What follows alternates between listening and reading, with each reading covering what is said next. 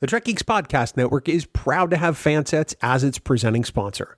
Fansets is the place for amazing pin collectibles, with over 200 officially licensed Star Trek pins and new releases every month. Stay tuned for a special discount code good on your next order at fansets.com just for Discovering Trek listeners. Fansets. Our pins have character. A mother, a daughter, and a guardian. Season 3 of Star Trek Discovery continues to take us literally where no Star Trek show has gone before. Last week, Phillipa, along with the help of someone named Carl, returned her to her own universe and immediately found herself in the middle of a coup attempt by her adopted daughter, Michael. What happens this week when the Emperor decides to try and give Michael a second chance? And who's this Carl guy? Well, let's find out. Welcome aboard, everyone. My name is Dan Davidson, and we are Discovering Trek.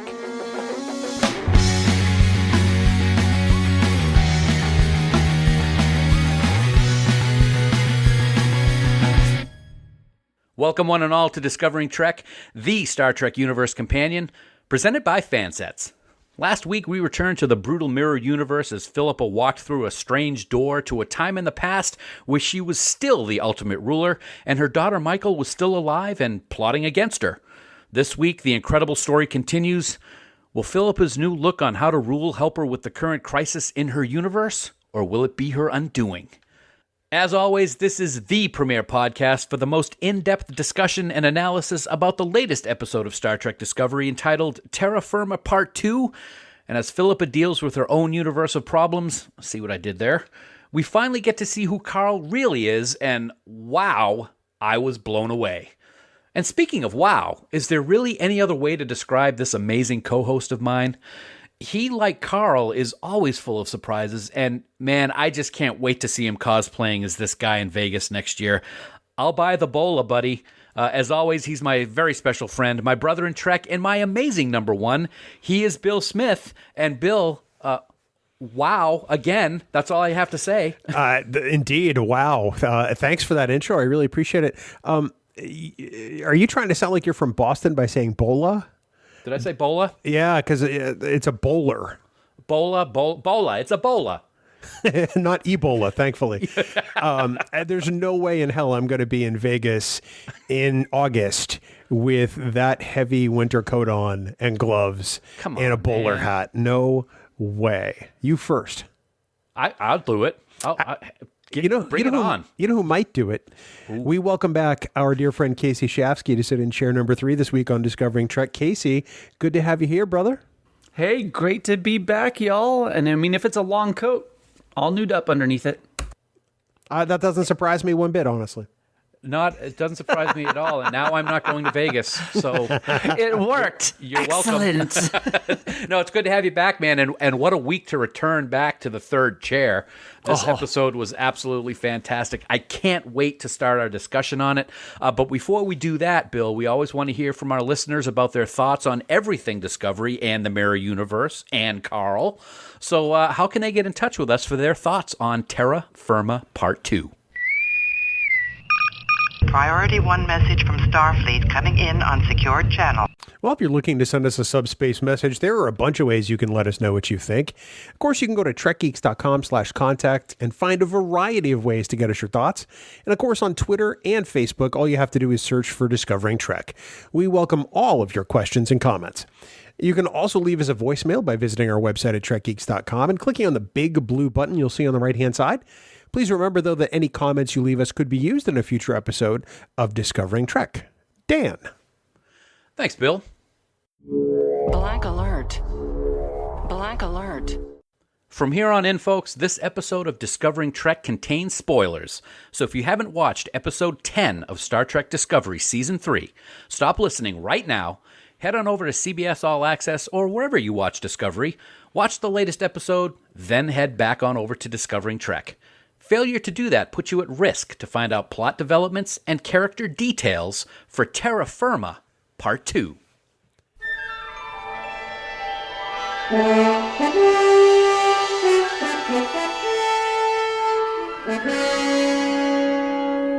Episode 310 of Star Trek Discovery, Terra Firma Part 2, is written by Bowie Kim and Erica Lippold and Alan McElroy, and is directed by Chloe Dumont.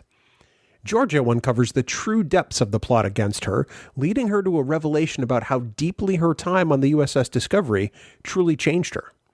Originally released on December 17th, 2020, it is the 10th episode of Star Trek Discovery's third season.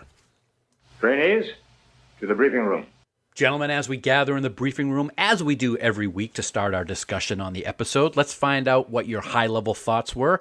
Thumbs up, thumbs down, and a quick reason as to why. Bill, let's start with you today, buddy. Dan, I'm going to go 2 thumbs up very enthusiastically. After Mirror Mirror, I think this is my favorite Mirror Universe episode, and that counts all of the other Discovery ones and all of the Deep Space Nine ones. I think that this one worked on every level, and even as a standalone episode and not just a part 2, I think it works. So thumbs up. 2 thumbs up for you. What about you, Kasey? Oh, absolutely. 2 thumbs up. Incredibly so. Loved this episode. So deep, amazing, wonderful. It's everything you wanted. It is everything. It is everything I wanted. I gave it 2 thumbs up as well, and I agree with you, Bill. Best Mirror Universe episode since TOS. None of them, I think, hold a candle to this. This was what I love the Mirror Universe for. Great story. Great to see what's going on in that Mirror Universe, and Carl's reveal. We're recording Christmas week, and I was as happy as a small child on Christmas morning during that reveal, and we're going to get into that first this week. We might as well get it right out of the way because that's what everybody's been talking about.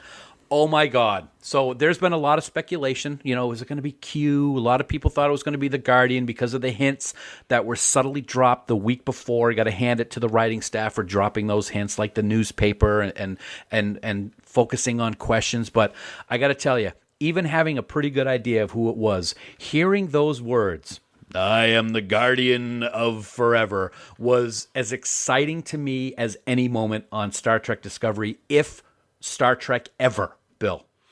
100%. And in fact, that's the moment that really sells it.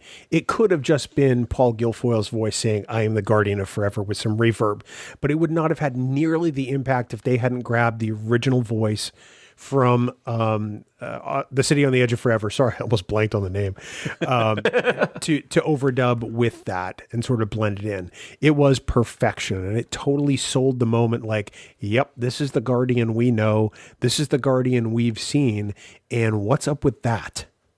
Absolutely. And a lot of people have been talking on social media this week. This is not, City on the Edge of Forever is not the only time we have seen the Guardian in Star Trek history. One of the animated series' best episodes yesteryear, which is another brilliant episode, had the Guardian of Forever in it, and I thought it was fantastic. But I got to say, Kasey, the voice of the Guardian was Grand Slam number 1, and Grand Slam number 2 was that explosion and then implosion, and we got to see the Guardian modernized, and it was stunningly beautiful.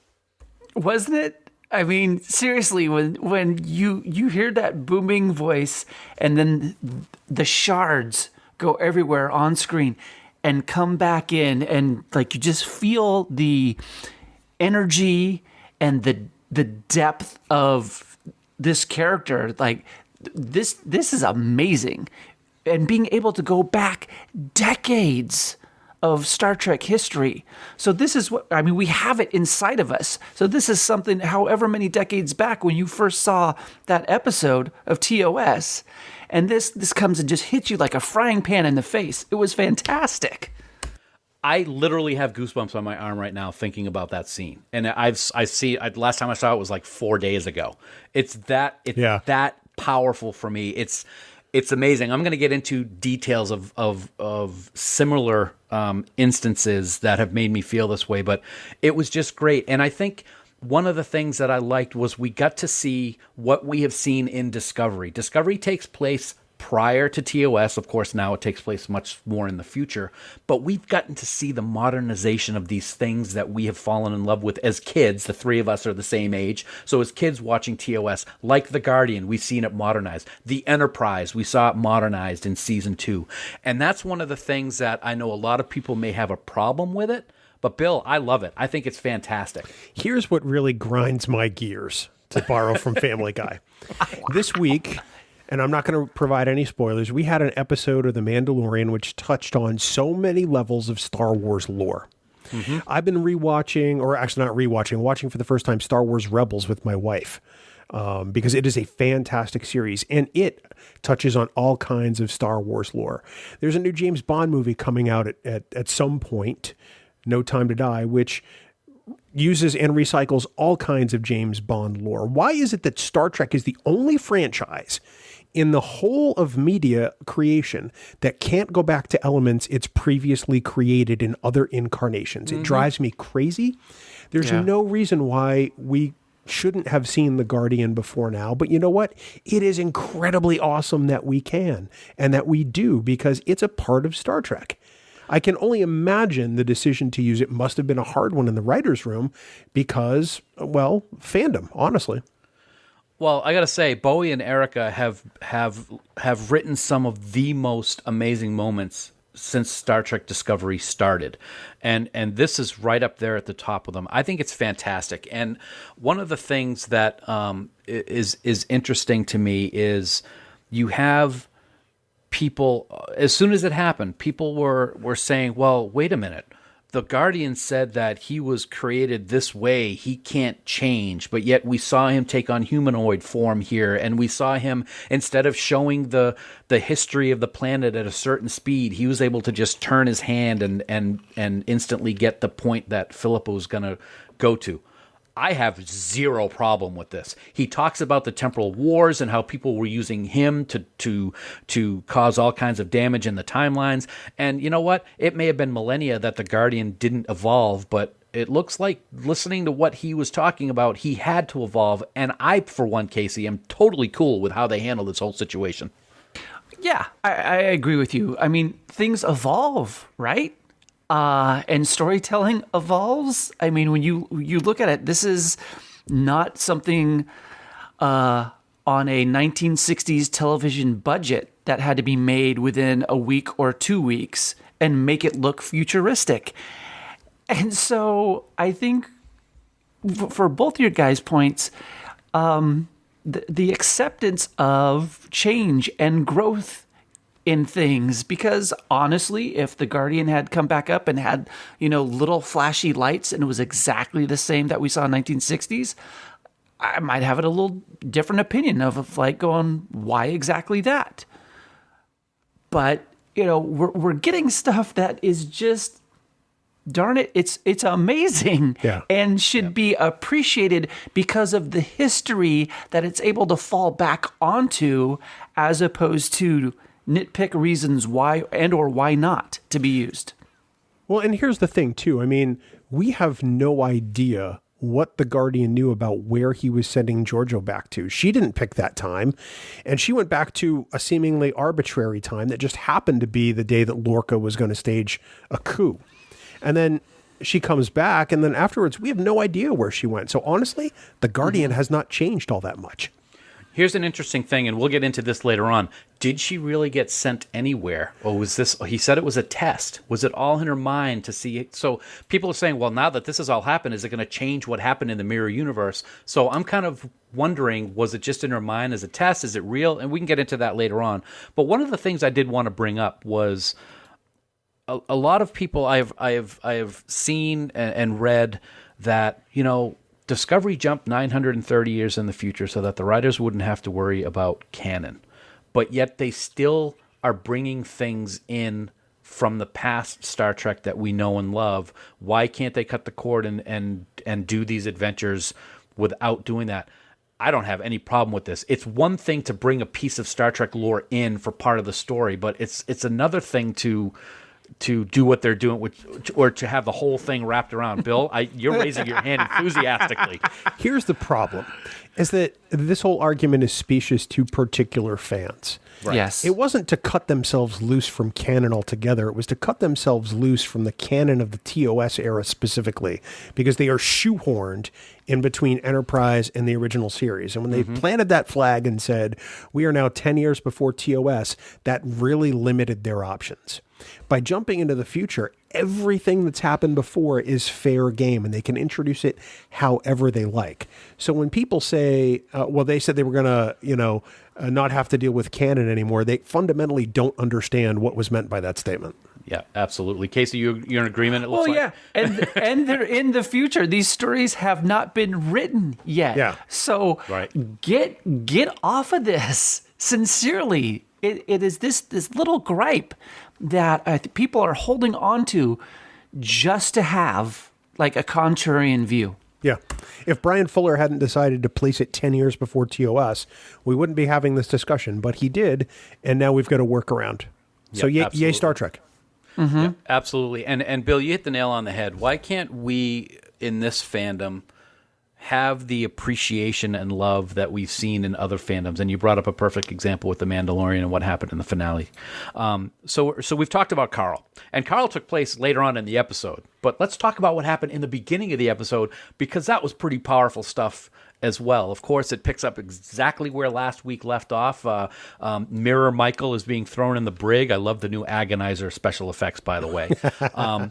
But there are very specific areas of the episode that took place in their mirror universe that really struck a chord with me. And the first one that I wanted to bring up and get your opinion on, Kasey, is the new Phillipa, as I'll call her, because she definitely has changed. Mm-hmm. And her treatment of who is Saru in our universe, but apparently doesn't have a name in the mirror universe. But that relationship is pretty special, I think.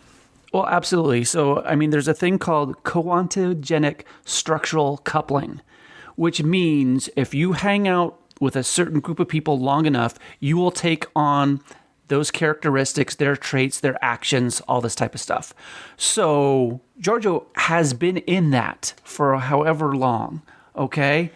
And her complete, I took it as care for the Saru character in the mirror universe. Yes. It was, no BS, no hidden agenda of just, she has changed internally and is going to help this other being with seemingly no hidden agenda, hidden motive. And that helped the many, many episodes of her being depicted as she was. Right. To really hammer home for us that she has changed and is a different person. And it was wonderful to see. It was wonderful, and especially the scene, Bill, where she talks about the Vihari, and he's completely stunned because no one outside of his species is supposed to know about it, and that it's just a legend or lore that they survive it. I thought that was a key moment in this episode with the building of these characters. It really cemented Philippa's sense of understanding and compassion, which you wouldn't have thought this character could develop, but she has. And this is now the second time a Georgiou has rescued a Saru in some timeline. It's pretty amazing. I love the continuity of that aspect.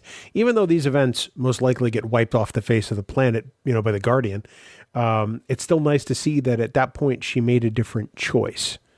And that's really what mattered here in the end. That was the test, and I think it was brilliant that it wasn't the expected way that she would deal with Michael or that she would deal with the attempted coup by Lorca, but I think it really was how she handled Saru, and as Carl said, that Saru goes on to save many, many of his kind. So I thought that was a great moment as well. Another great moment is this back and forth mother-daughter, emperor crazy child relationship between Phillipa and Michael. And I talked about it last week. Sonequa as Mirror Michael, I do not want to be anywhere near this person. Yeah. She is scary. Off her rocker. I mean, she is scary, brutal, ruthless. And Kasey, Sonequa played this character unlike anything I've seen her do so far in Star Trek Discovery in the 3 seasons we've been watching. So strong. Such a strong, different take for that character. And where you realize this person is unhinged. And not melodramatic ways, but just, can I believe anything that comes out of her mouth in any way that, no, hey, I'm going to kill you, or no, I'm not going to kill you, oh, I've changed, oh, I haven't changed. Like, you have no base to build anything on. It's all quicksand, and she controls all of that quicksand.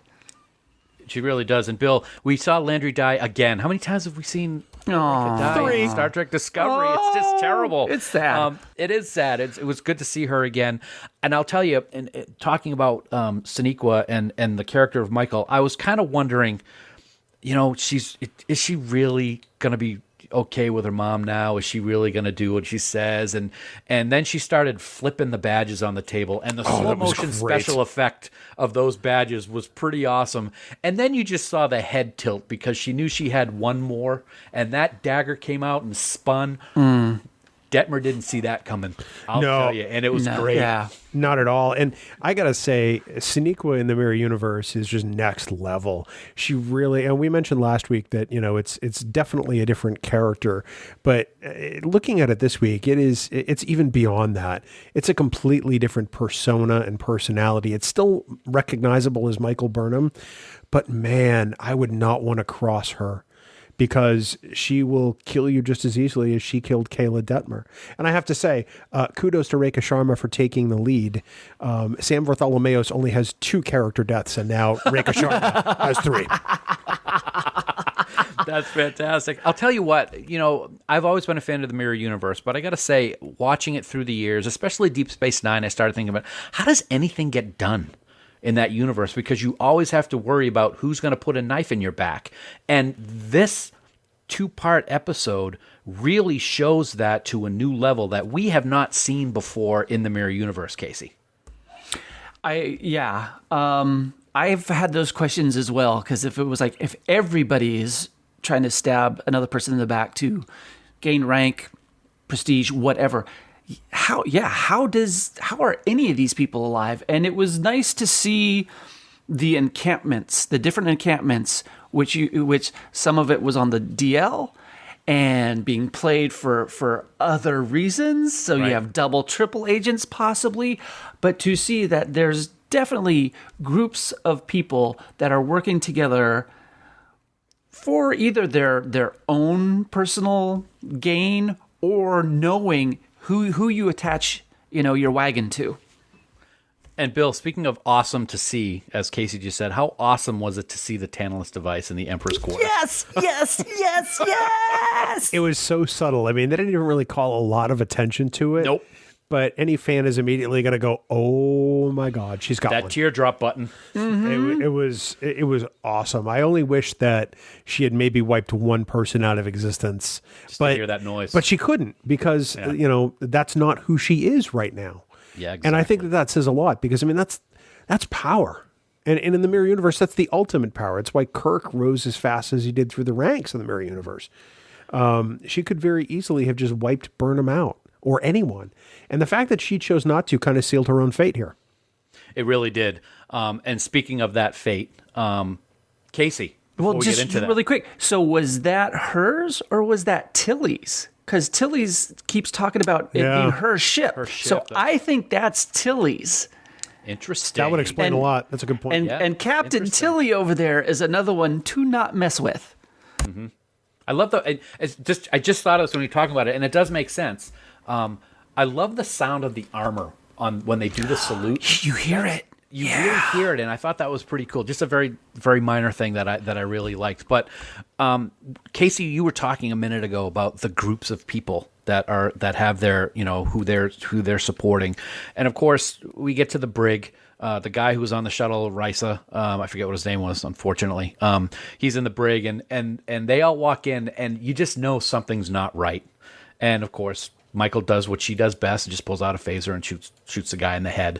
And then we get the setup for one of the best combat battles inside of a starship, Bill, that I think we have ever seen. When the Emperor's people show up, Saru included, having survived the Vihari with his gun and throwing people up on the ceiling. Wow, it was just fantastic television. It really was. It was a great showdown. It was awesome fight choreography. Plus, it leaves Georgiou in a very uncertain place toward the end of it. What does she do there? She's definitely got a huge decision to make. And ultimately, it plays out the way she didn't think it was going to play out. The event still happened.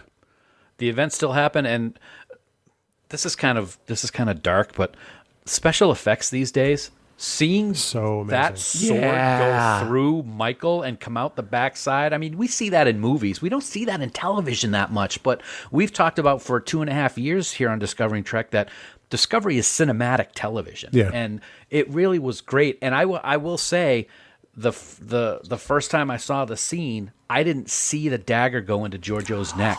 I didn't see it right away. Yeah. And then I'm like, okay, so what is that? And she pulled it out. I'm like, oh, okay, well, it looked like she's all right. But then she was bleeding out when she was laying on the floor. I did not see that pool of blood the first time either. So that was the next time I watched it. It was quite a shock. And I don't know, Kasey, do you think that she thought this was all for naught when she thought that she was about to die?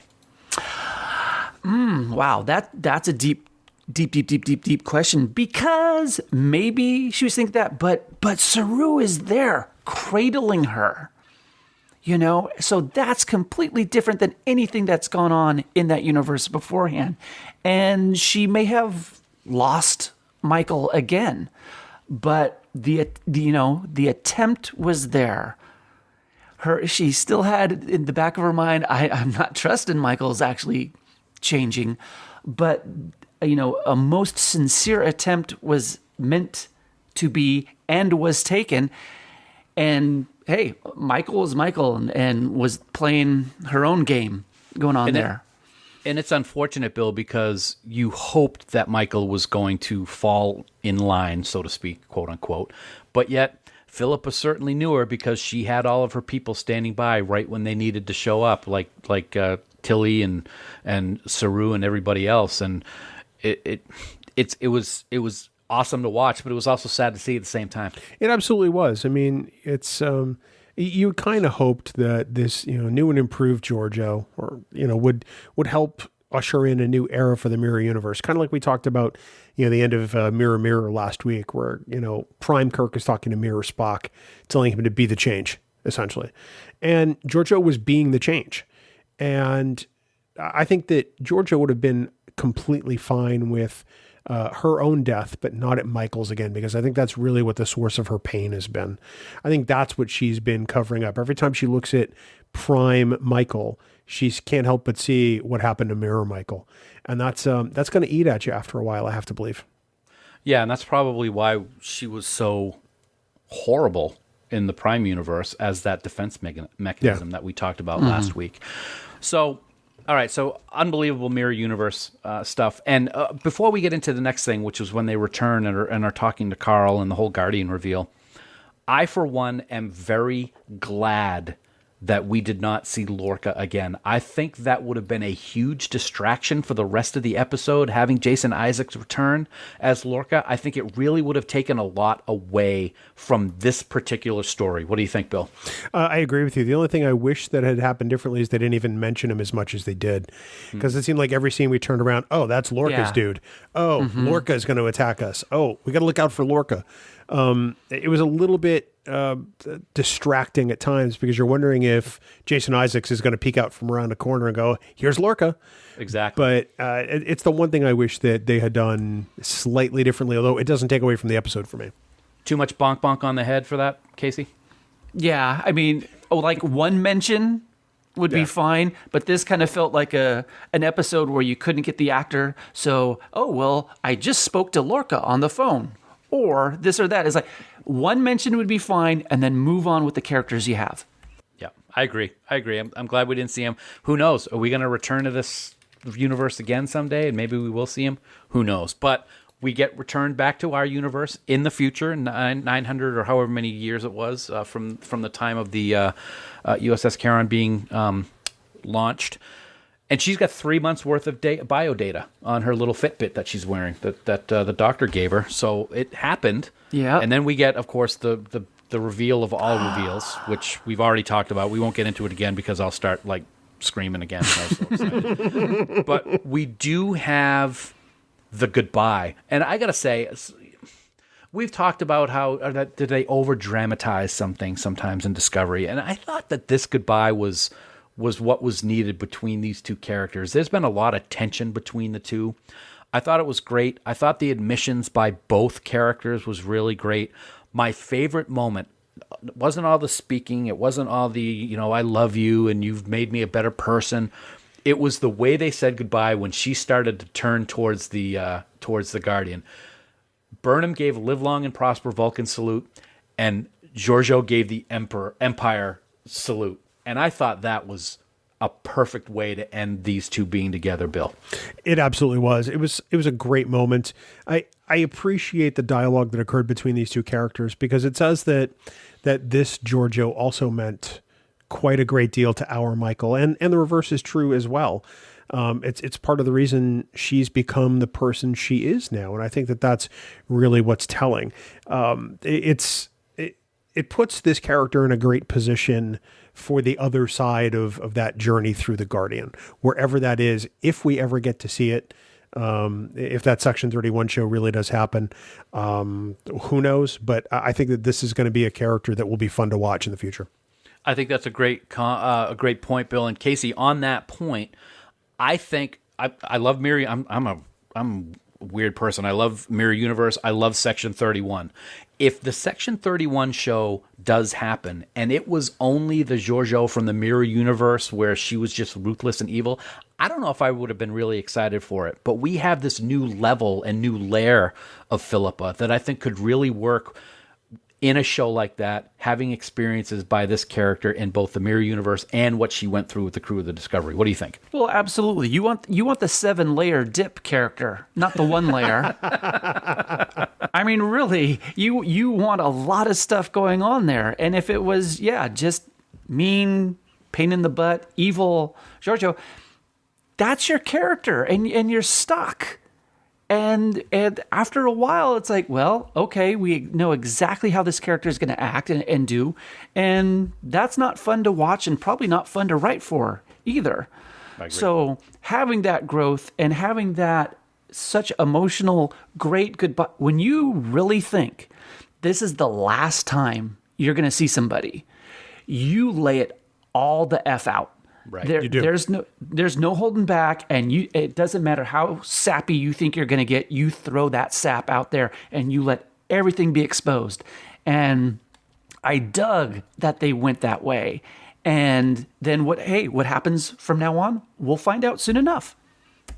Speaking of what will happen, Bill, I'm going to put it right out there, and I want to get your take, and then I want to get Kasey's right after. Did this stuff in the Mirror Universe happen for real? No. Oh, Kasey just fell out of his chair. And I in the end, no.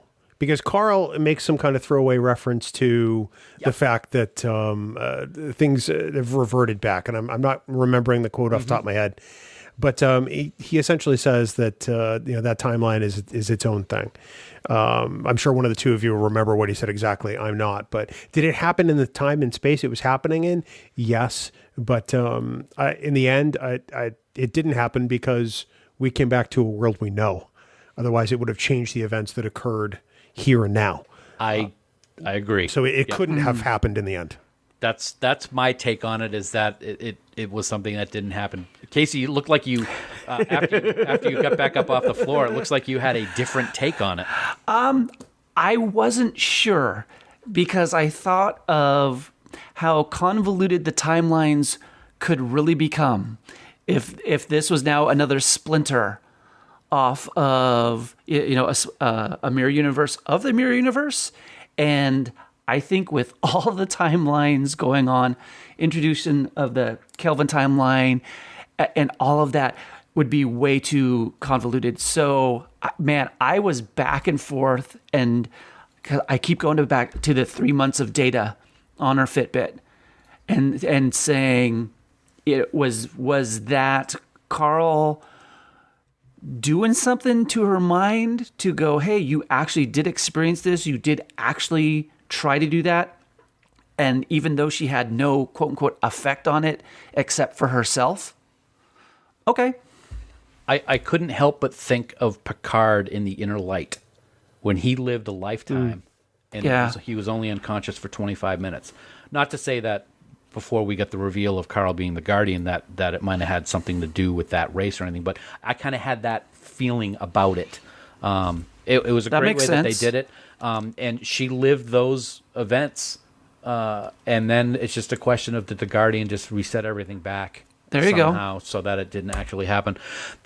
We could talk about this episode probably for hours, I think, because there's so many things to talk about. If he doesn't, there's no reason to see Stamets in Discovery Season 1 Mirror Universe because he's dead. That's right. That's right. You know? Yeah. Yeah, that's true. And plus, they know that Michael Burnham was dead, even though, so our prime Michael wouldn't be able to masquerade as her. That's true. So the events clearly don't wind up happening in the end in the mirror universe we know. Now, whether the Guardian resets them or whether it's some kind of other fracture splinter of that mirror, we don't know. We also don't know if the 3 months of data stays on the Fitbit. Maybe when Carl says, yeah, that's all, that's taken care of, maybe the 3 months of data goes away too. When he went, maybe it went. That could be.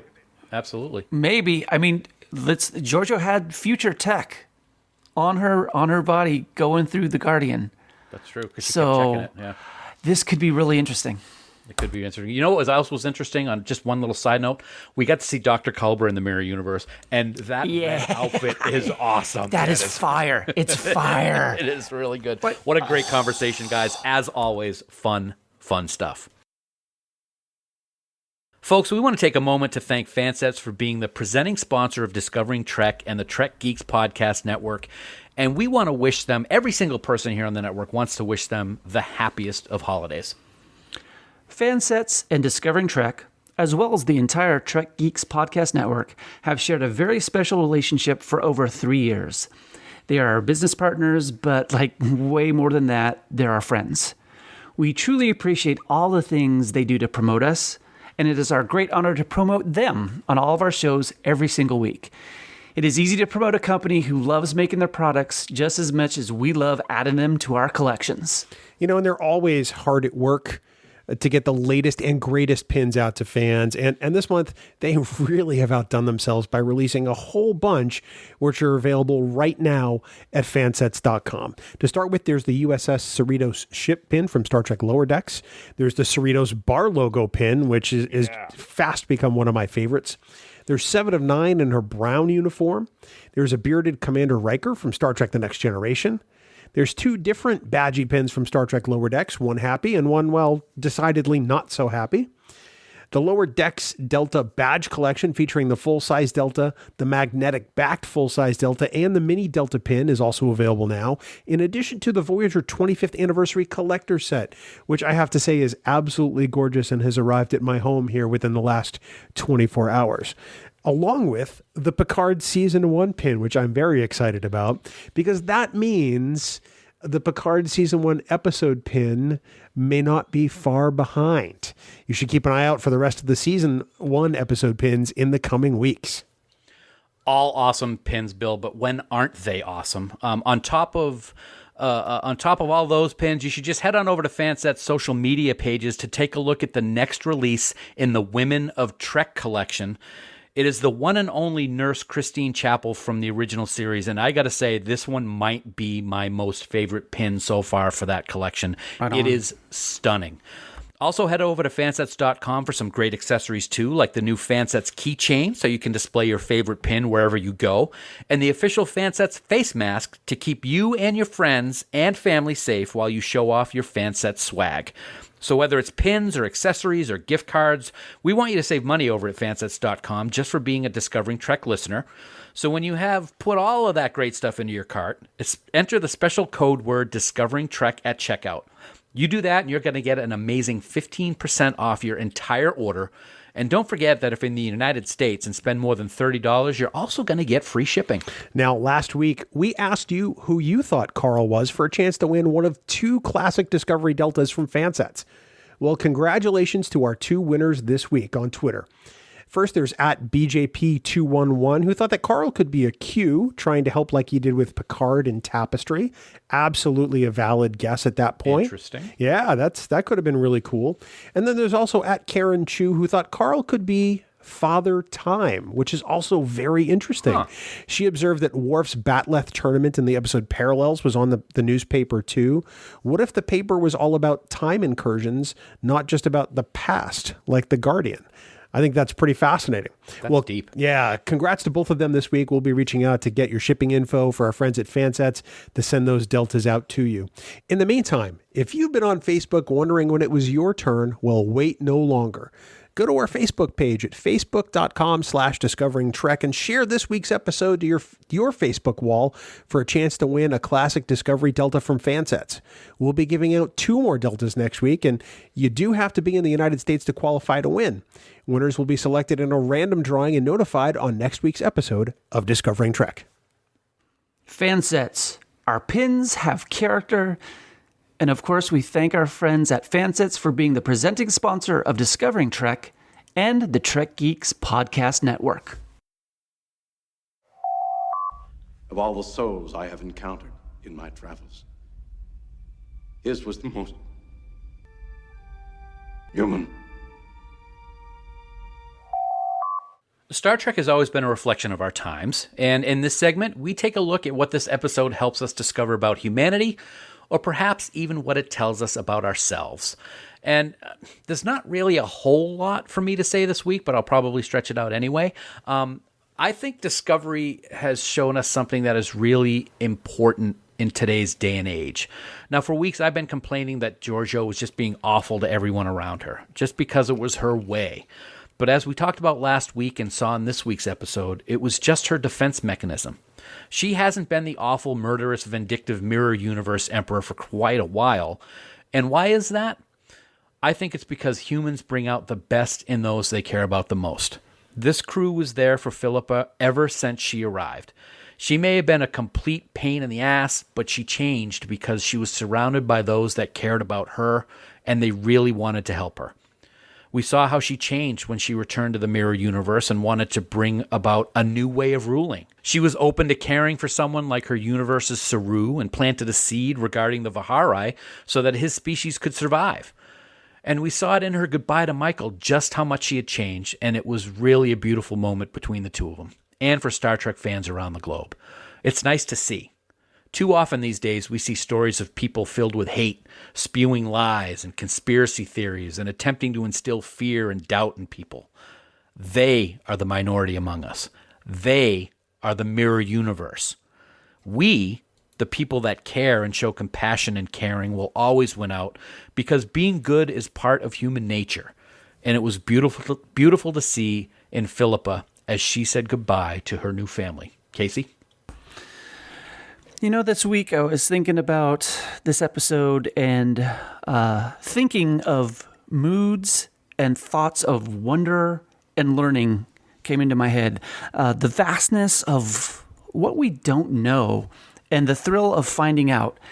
And there was this very good article that I found on, pardon me, let me get this right here, inverse.com by Ryan Britt.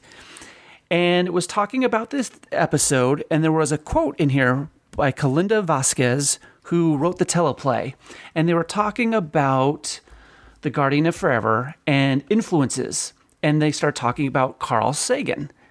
And the quote here is, when we discussed the personification of the Guardian of Forever, we wanted to create a being who seemed both omniscient, but also perpetually curious about all things in the universe. Carl Sagan was brought up by our showrunners Michelle Paradise and Alex Kurtzman as a potential analog because of his tendency to philosophize about all the unknown the galaxy holds. Sagan was definitely an inspiration for Carl. And I just kept thinking about there's so much that we have to learn and experience in our lives, and to be open to do that and ready for that. Bill? You know, each of us has an opportunity to change our path. There are times when it seems like we may not, like we're sort of fated to the outcome we favor the least. But we all have an opportunity to make change, and that's because the future is completely unwritten. Maybe you're looking to make a career change. Maybe you're trying to lose weight. Maybe you're looking to start over in a new place.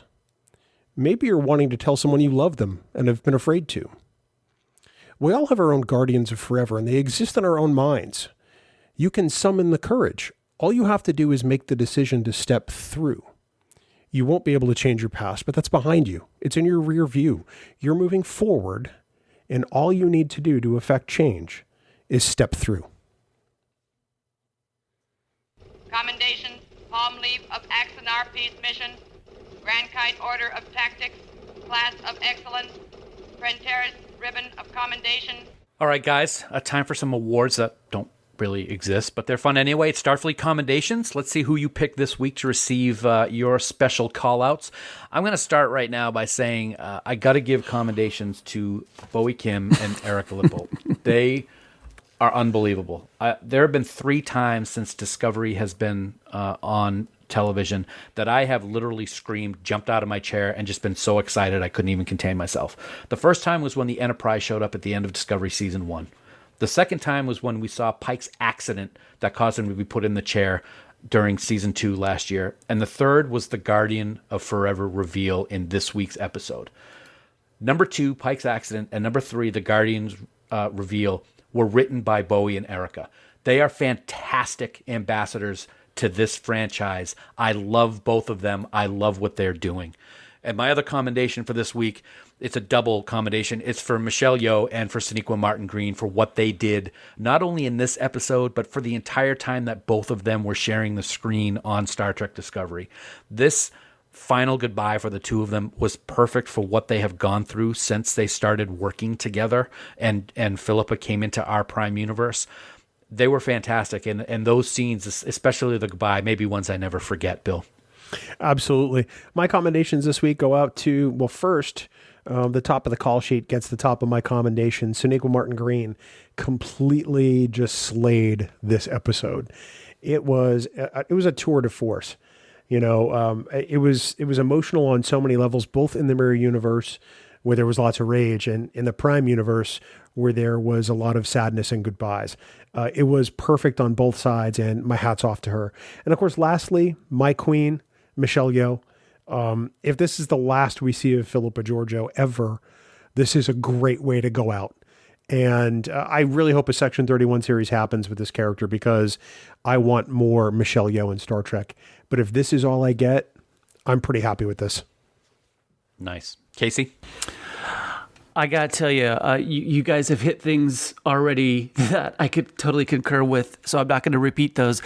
But Mary Wiseman, the vocal acting that she did in this two-parter, I found very superb. There were just inflections that she was doing they were just delicious and amazing. And then she would just serve them up with a little side of side eye, and you knew there was just much more going on with her character than was being let out. Second commendation is to the entire production crew of this two-parter. Yeah. To do everything that they did, shoot on location, the costumes, the lighting, directing, the writing, everything for everyone behind the camera to pull this off successfully, as much as it is. I can't thank them enough, because there's just too much going on. All those moving pieces that have to click in there, and they all did. So bravo. Long-range scan of planet complete. Well, it is time to take a long, hard look into the Bajoran orb of prophecy and try to determine what the future holds for the crew of the Discovery. We're usually wrong. We're almost always wrong, but every now and then we get one right. So what's next for Discovery, Bill? Well, I'm going to take a different tactic here this week, buddy. I've had a few scans which have been complete and utter failures. I think we can all agree to that. Oh, yeah. So this is a scan that's going to take a while to pay off, and I'm doing this on purpose. To give myself some breathing room. I'm not going to lie. I'm hoping you'll forget. But time's going to tell if I'm right or not. It's easy to think that Phillipa Georgiou is going to show up at the beginning of a new Section 31 series, if that happens. But I think we'll see her first in Star Trek Strange New Worlds, as she steps out from her Guardian jump onto the bridge of the Starship Enterprise right in front of Christopher Pike. That's awesome. I think that's where she's going to come out. That's my guess. Kasey, can you top that one? Woohoo! Well, no, I can't. But I'm dovetailing into this, because I really think that Georgiou. Oh, please please make the Section 31 show. But I think she works Section 31 along with Ash Tyler, and that Section 31 goes in and cleans up and changes events in the Temporal Wars. This allows Georgiou to visit different times, different eras, which also allow the show to use all the different sets that they already have, all those assets. And maybe even she visits lower decks. Maybe. I'm all up for that one, too. That's the same here. Absolutely. For me, Phillipa told Michael that she was destined for something better, that she was ready for the captain's chair. And that got me thinking about Bill's long-range scan last week that Michael would be captain of Discovery at some point. And I got to say, seeing Saru have a little bit of hesitation with the Kelpian transmission, as well as the hints of command from Michael, leads me to believe that Saru will not be captain of the Discovery by the end of this season, and that Michael will. Copycat. Well, maybe, but my reason might be different. But this is dovetailing into something you've also said. The crew's going to learn that Vance is the ruler and leader of the Emerald Chain. He's going to be defeated, and Saru is going to take over as the CNC of Starfleet, leaving Michael to be promoted to captain. I just want to tell you, buddy, climb on my back because I'm strong and I'll carry you through the rest You didn't of the have season. anything to say about the Saru thing before. That's all me. All that other stuff you can carry. Yeah, I'm 90% of your long-range scan. Congratulations on that 10%. And 90% of being correct is 100% of not being wrong. Wow. Good. That's well math right there. I don't even know what to do with you. We're just going to move along to the next segment. And thankfully, the next segment, not thankfully, Kasey, you're not here next week, but Kasey, you're not here next week. Thankfully. We will have Sarah back, of course. But you know what? In a few weeks, all four of us are going to be here to talk about the finale, which is going to be pretty cool. But that's a little ways away. So what do we have to look forward to next week, my friend? Oh, my goodness. Next week, Discovery ventures to the Rubin Nebula, where Burnham, Saru, and Culber make a shocking realization about the origin of the burn, as the rest of the crew faces an unexpected threat. It's Star Trek Discovery, Season 3, Episode 11, Su'Kal. Until then, remember that you can subscribe to Discovering Trek by searching for us on Apple Podcasts, Spotify, Google Podcasts, or by heading to discoveringtrek.com. It's hard to believe we're 20 weeks into 23 weeks of Star Trek. Right. Only 3 episodes left to go. And if you enjoy what we're doing here on Discovering Trek and the Trek Geeks Podcast Network, please consider supporting us on Patreon. As a subscriber, you can get access to unedited recordings of episodes, as well as exclusive content and great subscriber rewards, like our annual supporters pins from our friends at Fansets and our exclusive Trek Geeks Network t-shirt, among other things. We do want to take a moment to recognize the following amazing producers of Discovering Trek, and we are so truly thankful for their support. Mike Bovia, Chaz Bradshaw, Ken Bird, Kyle Castillo, Peter Craig, Craig Ewing, Al Godwin, Jackie and Chris Hackney, Kimberly Hartman, David Hood, Tony Lambast, Leonel Marchand, Matt McGonigal, Jim McMahon, Charlie Mulvey, Sean O'Halloran, Jamie Rogers, Chris Teruzio, Ken Tripp, Christina Werther, and the lovely and talented Jess Vashon. Hey, everybody, if you would like to become a producer of Discovering Trek, or even get access to the raw audio for Discovering Trek episodes, head on over to patreon.com/trekgeeks for all the details. Gents, it's always a blast to talk Discovery with you guys. Kasey, where can people send you messages online, whether it be Twitter or Facebook, wherever, to tell you how awesome you were this week and how terrible I was? Oh my goodness, you were not terrible. Oh, you're okay. Twitter, Kasey Shafsky. On Facebook, Kasey Shafsky. So not that hard to find me. Unless you don't want to be found. Bill, where can they find you, buddy? I was going to say, the question is, do you want to find Kasey? In which case, we may have other questions for you. On Twitter, I can be found at TrekGeekBill. And of course, on the Book of Faces, all you have to do is join our official Facebook group, Camp Kittimer, the most positive Facebook group on the Book of Faces. And you'll see me lurking out there pretty much every day. Every single day, I will be there on Camp Kittimer as well. You can also find me on Twitter at TrekGeekDan. Always look forward to comments and thoughts on the episode. And that's going to do it for this week in our discussion on Episode 10, Terra Firma, Part 2. This episode for me was one of the most exciting callbacks in the history of the show, and I think, as we said before, best Mirror Universe episode since Mirror Mirror, and the best Discovery episode of the entire season. As always, we thank you so much for taking time out of your busy schedules to listen to us talk about this amazing new chapter in the Star Trek universe each and every week. We wouldn't be here without your support, and we thank you so very much. We'll be back next week to discuss Su'Kal, and we hope you'll join us. Until then, here are some words of wisdom from Michael Burnham.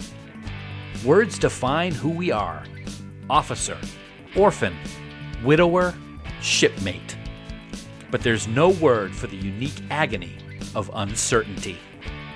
And until next week, never stop discovering.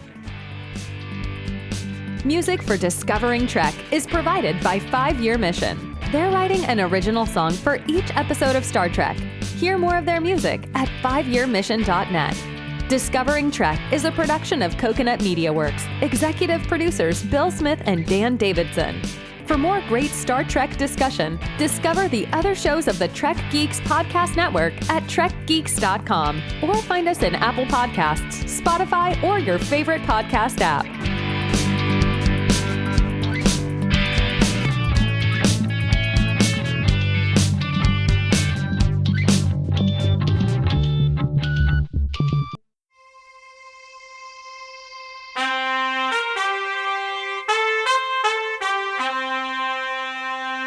Coconut!